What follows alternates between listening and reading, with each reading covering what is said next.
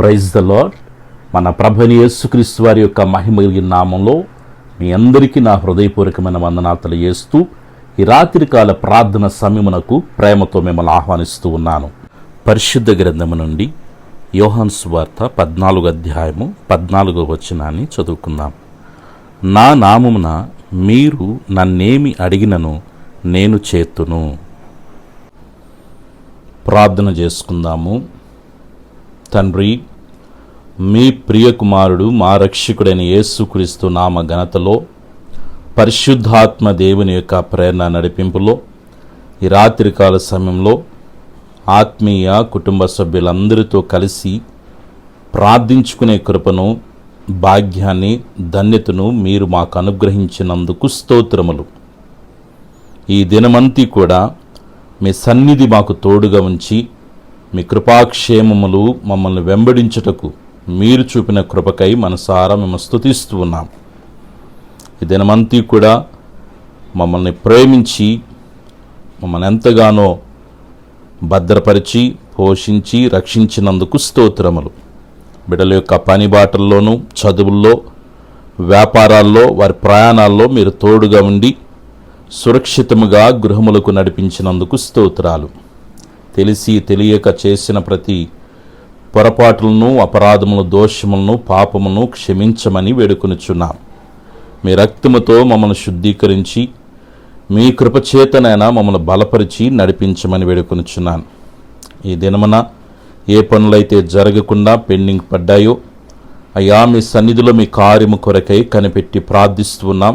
బిడల పక్షాన పెండింగ్గా ఉన్నటువంటి వర్కులన్నిటిని కూడా ప్రభువా మీరు సక్రంగా జరిగించమని వేడుకొనుచున్నాను.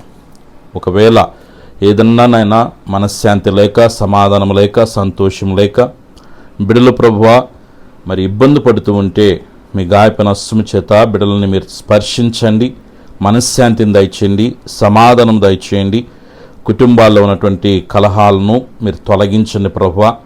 భార్యాభర్తల మధ్య, కుటుంబ సభ్యుల మధ్య, కుటుంబంలో ఎంతమంది నివసిస్తున్నారు, అందరూ ఒకరి ముఖాలు ఒకరు చూసుకోగలిగినటువంటి సమాధానాన్ని మీరు విస్తరింపచేయమని వేడుకొనుచున్నాను.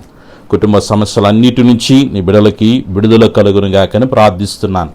ఏ పరిస్థితులు అయితే బిడల్ని భయపెడుతూ ఉన్నాయో అయ్యా, బిడల్ని ప్రభువా టెన్షన్ గురి చేస్తూ ఉన్నాయో, ఆరోగ్య విషయాల్లో బిడలు ఎదుర్కొన్నటువంటి సమస్యల కొరకై మీ సన్నిధిలో ప్రార్థన చేస్తున్నాను. యేసుక్రీస్తు నామములో బిడలను ఇబ్బంది పెడుతున్న ప్రతి పరిస్థితి నుంచి విడుదల కలుగునుగాకని ప్రార్థన చేస్తున్నాను. తండ్రి, మీ గాయపన హస్తం చేత బిడల మీద తాకండి, ముట్టండి, మంచి ఆరోగ్యాలు ప్రసాదించండి. నా యేసయ్య నాకు తోడుగా ఉన్నాడనే ఒక నిశ్చయితను బిడ్డలకి మీరు కలుగ చేయమని వేడుకొనుచున్నాను.